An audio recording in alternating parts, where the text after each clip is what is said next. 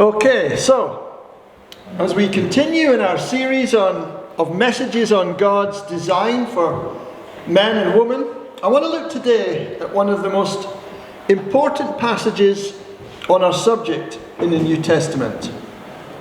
Indeed, it's the largest statement in the New Testament on the relationship of husbands and wives. Today we're going to look at Ephesians chapter 5. And I'm going to read verses 21 through to 33. So if you want to turn to that. Ephesians 5, 21 to 33.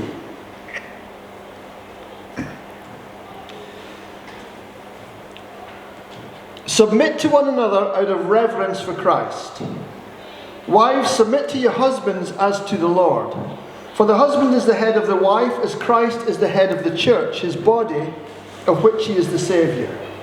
Now, as the church submits to Christ, so also wives should submit to their husbands in everything.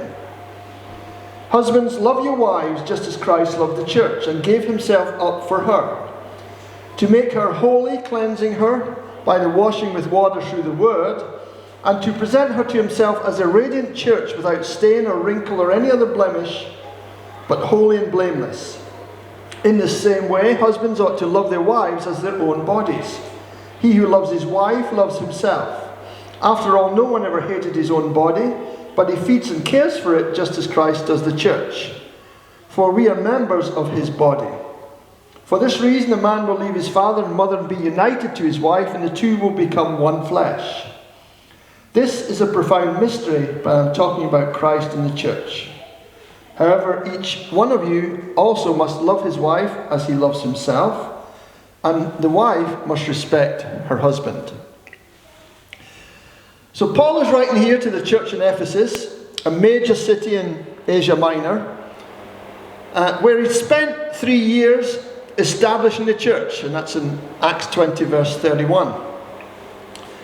Now let's also read the parallel account which succinctly states the main points of Paul's teaching, and that's in Colossians 3, 18 to 19. Let me just read that to you very quickly. Colossians 3, 18 to 19, parallel passage.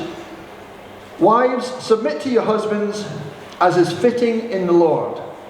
Husbands, love your wives and do not be harsh with them. So the title of today's message is Wives and Husbands. Wives and Husbands. Now, although we are focusing on chapter 5, verses 21 to 33, Paul is writing here, actually, if you read on, to 3 pairs of people. He's writing to wives and husbands. He's writing to children and parents. That's in chapter 6, verse 1 to 4. And he's writing to slaves and masters. That's chapter 6, verse 5 to 9. Now please note, if you look at these, in each case he addresses first the one under submission, so the wife, the child, the slave, and then the one in authority, the husband, the parent, and the master.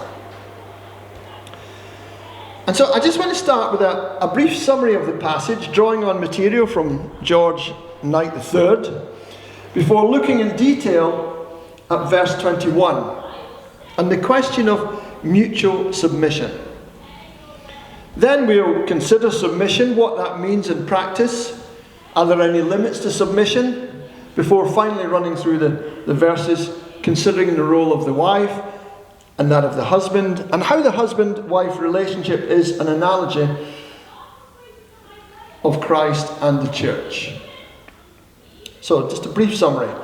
So Paul starts by stating that we are to submit to one another out of reverence for Christ, before he addresses the respective parties. So that's wives in verse 22 to 24, and husbands, verse 25 to 31. He asks wives to submit to their husbands as their head, just as the church is to submit to Christ as their head. He asks husbands then to love their wives as Christ loved the church. And Paul compares the relationship of husband and wife to that between Christ and the church. He not only compares marriage to the relationship between Christ and his church, Some verses, notably verses 26 to 27, focus very much on the latter, on the issue of Christ and the church. After these comparisons, Paul cites Genesis 2:24 in verse 31, before again comparing the marriage relationship to that between Christ and the church. And he concludes in verse 33 by summarizing his instructions with two key concepts. A husband is to love his wife, and a wife is to respect her husband. Now, although we start in verse 21, this verse is actually a transition verse from those that precede it to those that come after it. It concludes, in other words, what was started in verse 18. Concludes the list of things that should characterize a spirit-filled life. As Kostenberger and Kostenberger remark, the passage should start here in verse 18. But let me just read verses 18 through to 21. Do not get drunk on wine, which leads to debauchery. Instead, be filled with the Spirit. Speak to one another with psalms, hymns, and spiritual songs. Sing and make music in your heart to the Lord, always giving thanks to God the Father for everything in the name of our Lord Jesus Christ. Submit to one another out of reverence for Christ. If the husband and wife are not Spirit-filled, they won't be able to live out the marriage relationship as God intended it. Even if they agree, without the Spirit's empowerment, they won't be able to obey it in their hearts. In fact, various Bible translations clearly demonstrate that verse 21 flows immediately from verse 20. Okay? Flows immediately, there's no full stop. For example, the New Living Translation says, and further submit to one another. The New American Standard says, and be subject to one another. And the New King James finishes in verse 20 by saying Jesus Christ, and then straight into submitting to one another. Now, verse 21 has become a key verse in terms of understanding what follows in today's contemporary culture. Those who deny distinct male-female roles interpret it in terms of mutual submission. They acknowledge that Paul calls on wives to submit to their husbands, but they contend that husbands too, in the same way, must submit to their wives. Therefore, all believers should submit to one another. Wayne Grudem concludes that one another denotes actions that are reciprocal, but not necessarily mutual, in the sense that both parties are called to do exactly the same thing. And so the verse here does not necessarily imply identity of roles. Rather, Paul's injunction is for wives to submit to their husbands, whereas husbands are never called to submit to their wives. Colossians 3:18, for example, refers only to wives' submission to their husbands. Husbands are later called to love their wives as Christ loved the church, which is a tall order in itself, but not identical to the wife's role of submitting to their husbands as the church submits to Christ. You see, the key is to remember that the relationship between Christ and the church is the pattern for the relationship between husband and wife. And that's verse 32 and others. You see, so Christ and the church are not mutually submitted, if that means Christ yields to the authority of the church. The church submits to Christ. The church submits to Christ by affirming his authority and following his lead. So, mutual submission as defined by the scriptures here does not mean submitting to each other in the same way. It does not compromise Christ's headship over the church, and it does not compromise the headship of a godly husband.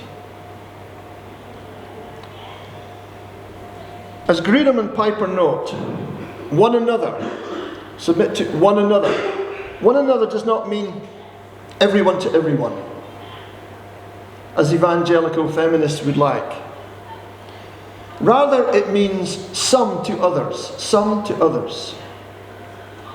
Those who are under authority should be subject to others among you who have authority over them. Submit to the appropriate authorities. Now the Greek word here is hupotasso, which is H-U-P-O-T-A-S-S-O, H-U-P-O-T-A-S-S-O, which means to submit to or to be subject to. It's always one directional in its reference to submission to an authority. Let me just give you some examples. Luke 2:51, New King James. Luke 2:51. Then he went down with them and came to Nazareth and was subject to them, but his mother kept all these things in her heart. That's talking about the child Jesus being submitted to the parents at that point. Also in chapter Luke 10 verse 17. Let me look at that one. Luke 10:17. Since I've got it open, I'll just look at it from the New King James. Luke 10:17. Then the 70 returned with joy, saying, Lord, even the demons are subject to us in your name. So again, it's one directional. The demons are subject to the disciples. Another one, Romans 13 and verse 1. Romans 13 and verse 1.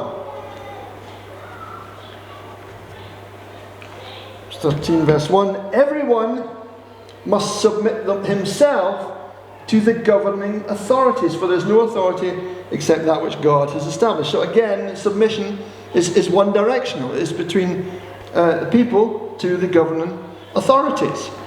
And then finally in Hebrews 12 verse 9, Hebrews 12 verse 9 from the New King James, Hebrews 12 verse 9.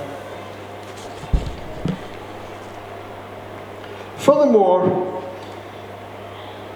we have had human fathers who corrected us, and we paid them respect. Shall we not much more readily be in subjection to the Father of spirits and live? So again, you can see that there's a submission there, there's an authority, there's order in that one, and it's one directional. So, this word, hupotasso, always implies a relationship of submission to an authority.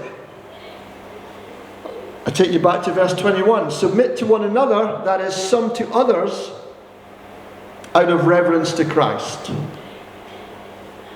None of these relationships are ever reversed. It's not, therefore, then, reciprocal. Let me just give you an example. Galatians 6 and verse 2. I'm going to read from the New King James. Galatians 6 verse 2. Bear one another's burden and so fulfill the law of Christ. Bear one another's burden and so fulfill the law of Christ. Bear one another's. It's the same phrase, one another's. Now, that doesn't mean that everybody should exchange burdens, okay, with everyone else. But it means that some who are more able should help bear the burdens of others who are less able. Another example is in 1 Corinthians 11:33.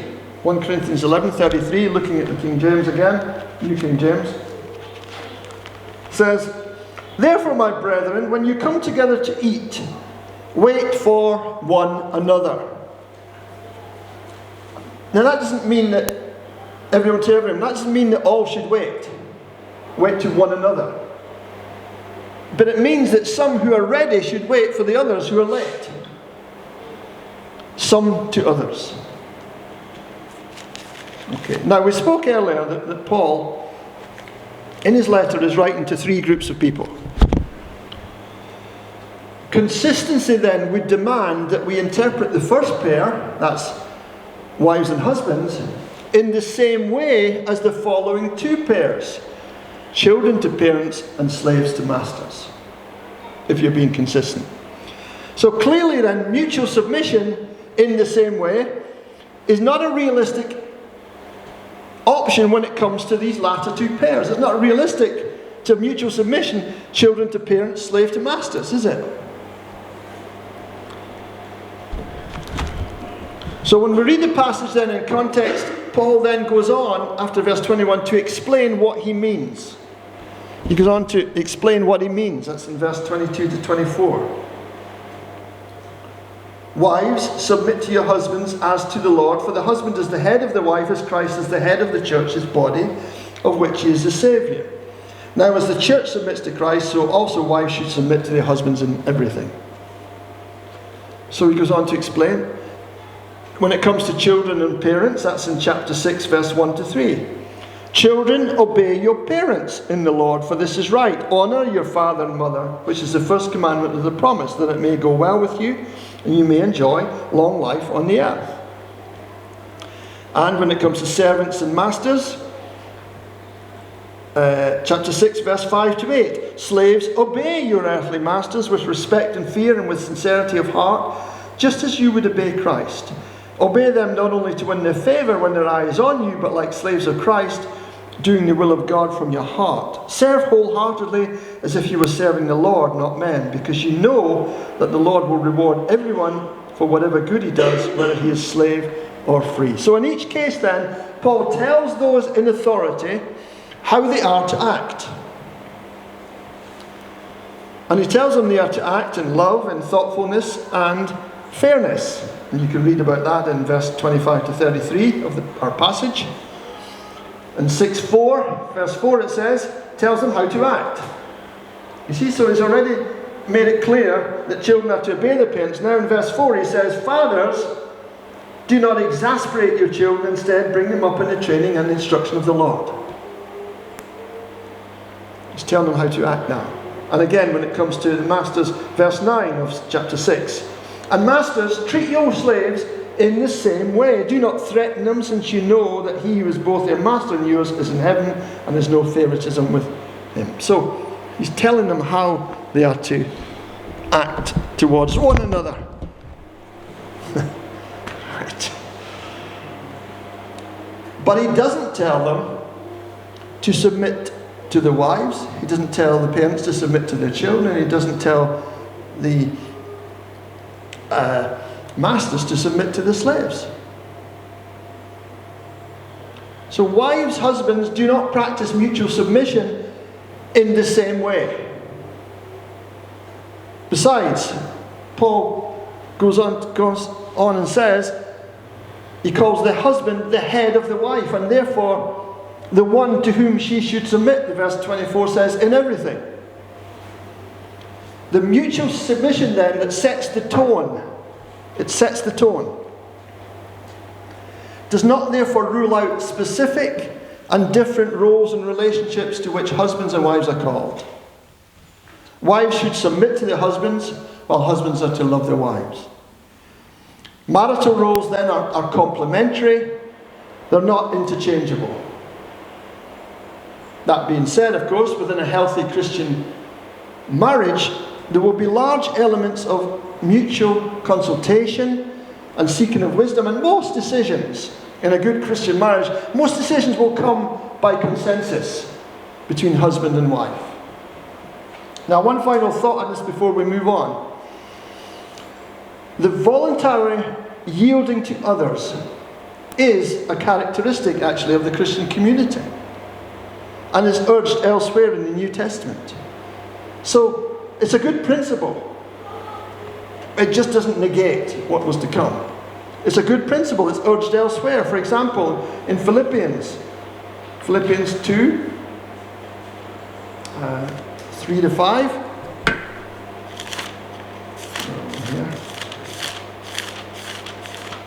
Philippians 2, verse 3 and verse 5, sorry. Do nothing out of selfish ambition or vain conceit, but in humility consider others better than yourselves. That's the general principle. Your attitude, verse 5, should be the same as that of Jesus Christ. It's a good principle. Matthew 20. Matthew 20, verse 25 to 28. Jesus called them together and said, "You know that the rulers of the Gentiles lord it over them, and their high officials exercise authority over them. Not so with you. Instead, whoever wants to become great among you must be your servant, and whoever wants to be the first must be your slave. Just as the Son of Man did not come to be served, but to serve and give his life as a ransom for many." It's a good principle. 1 Peter 5:5, good Christian principle. 1 Peter 5:5, young men in the same way be submissive to those who are older. All of you clothe yourself with humility towards one another, because God opposes the proud and gives grace to the humble. See, so it shows submission to particular people. The young are to submit to the elders, but it also speaks how we are to submit to one another. It doesn't negate the former. Ephesians 6:9 says, masters are to treat slaves in the same way that the slaves, and the same way their slaves were to treat them, i.e. with respect, with sincerity of heart. And so that verse 21, Ephesians verse 5:21, can be seen as a general exhortation to mutual submission to one another. It relates to verse 22 and 23 that follow it, in that it is a general and comprehensive principle before Paul moves on to the specific roles of husband, wife, children, parents, slaves, masters. Paul states it is our duty to be submissive to one another before reminding wives of their particular responsibility to their husbands in marriage. The former does not negate the latter. Indeed, Paul's teaching thus far has proved to be in perfect harmony with the pattern of male leadership found in the Old Testament, Jesus' teaching and practice, and the life of the early church. Let's just look at submission now. Submission itself. To quote Kostenberger, biblical submission is not a harsh thing, nor is it something that man has to earn or deserve. Rather, his role of authority is sovereignly assigned to the man by God. It's the way things are in God's created order. Submission and authority are found throughout all of God's creation. It has to be said that the biblical message of submission is deeply countercultural and incompatible with the deep-seated egalitarianism that exists, with its individualism and its emphasis on personal freedom and personal rights pervading our culture. And so countercultural positions call for courage. Submission is given a very negative connotation. Yet it's found actually everywhere in our culture. When you think about it, we submit. For example, we submit to our employers. We submit to the police. We submit to the Inland Revenue. Many in our culture are committed, though, to a different kind of order, in which equality serves as a non-negotiable bedrock principle. The language of rights has replaced the language of order, if not morality. Opposition to wives' submission in marriage often stems not from a biblical lack of clarity, but from powerful cultural forces. And while authority can be abused, Scripture presents it not only as a facet of life, but as an integral part of God's creation. The submission of wives is but one small part of the bigger picture, God's creation order in and through Jesus Christ. So submission then is a wife's divine calling to honour and affirm her husband's leadership and to help carry it through according to her gifts. It's not an absolute surrender of her will. Rather, it is, if you like, it's a disposition to yield to her husband's guidance and her inclination to follow his leadership. Christ is her absolute authority, not the husband. Christ is her absolute authority, not the husband. Remember the first verse. She submits out of reverence for Christ. The supreme authority of Christ qualifies the authority of her husband.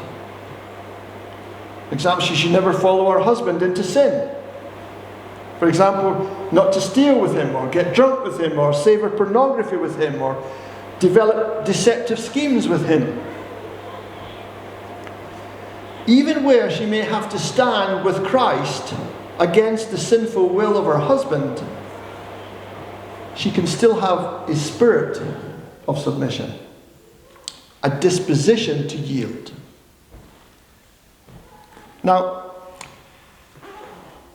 with verse 24 stating wives should submit to their husbands in everything, we need to further clarify the extent of a woman's submission. Stephen R. Tracy gives the following limitations when it comes to submission.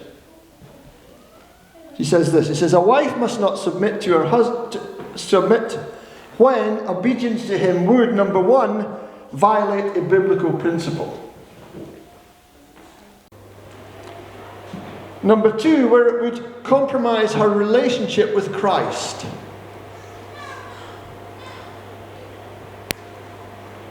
Number three, where it would violate her conscience. Though, of course, we need to be aware that it may be our own personal preference sometimes, or a manifestation of our own self-centeredness. But the principle's there, where it should not violate her conscience. Number four, it should not compromise the care, nurture, and protection of her children.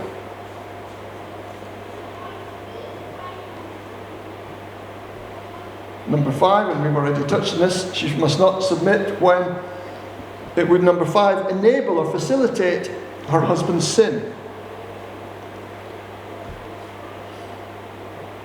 And finally, number six, she must not submit to physical, sexual, or emotional abuse.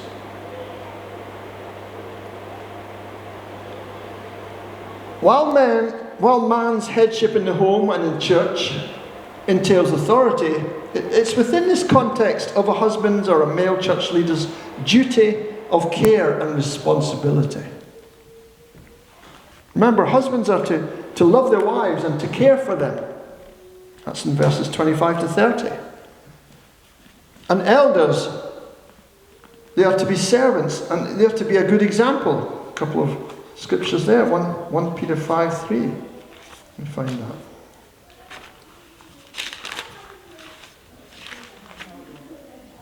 1 Peter 5:3. Not lording it over those entrusted to you, but being examples to the flock. So the elders must be servants, a good example. Or in Mark chapter 10. Mark chapter 10, verse 42 to 45. 42 to 45. Jesus called them together and said, you know that those who are regarded as rulers of the Gentiles lord it over them, and their high officials exercise authority over them. Not so with you. It's similar to the Matthew one. Instead, whoever wants to become great among you must be your servant. Whoever wants to be first must be slave of all. For even the Son of Man did not come to be served, but to serve and give his life as a ransom for many. So there must be balance in all of this. Now, going back to the our text this morning. Verse 22 and verse 24 make it clear that the wife is to submit to her husband. This is actually the universal teaching of the New Testament. Every passage that deals with the relationship of the wife to her husband tells her to submit to him, using that same verb, hupotasso. So we've got Colossians 3:18, another example, and 1 Peter 3:1. It means submission in the sense of voluntarily yielding in love. The New Testament never commands husbands to submit to the wives. She is to submit, verse 22, as to the Lord. Verse 24, in everything. Colossians 3:18, as is fitting in the Lord. So she should submit to her husband as she submits to the Lord. Now, one other point is worth making here. Paul does not ask every woman to submit to every man, but asks wives to submit to their own husbands, to his headship. For example, the New American Standard says, "Wives, be subject to your own husbands as to the Lord." New King James says, "Wives, submit to your own husbands." And the King James says, "Wives, submit yourselves unto your own husbands."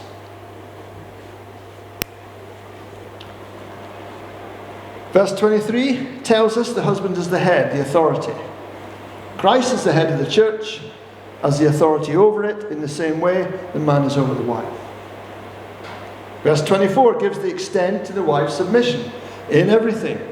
In other words, in all aspects of life, but not, as we've already said, where that would mean she would be disobeying God. A couple of verses to do with that, both in Acts 5:29. Acts 5:29, Peter and the other apostles replied, "We must obey God rather than men," or women. And Acts 4:19-20, but Peter and John replied, "Judge for yourselves whether it is right in God's sight to obey you rather than God, for we cannot help speaking about what we've seen and heard." So the wife should not act unilaterally. However, husbands are not to rule over their wives insensitively. A couple of scriptures there in the New King James. 2 Corinthians 1:24. Let me read that one.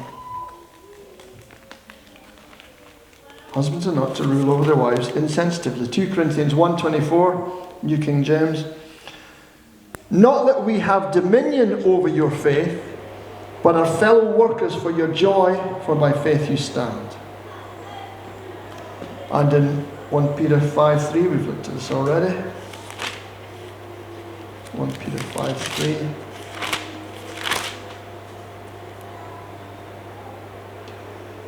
"Not as being lords over those entrusted to you, but being examples to the flock." Let's just leave it there. Still got a little bit more to say, but we'll cover that next time. The Lord bless you. Thank you for listening. Thank you.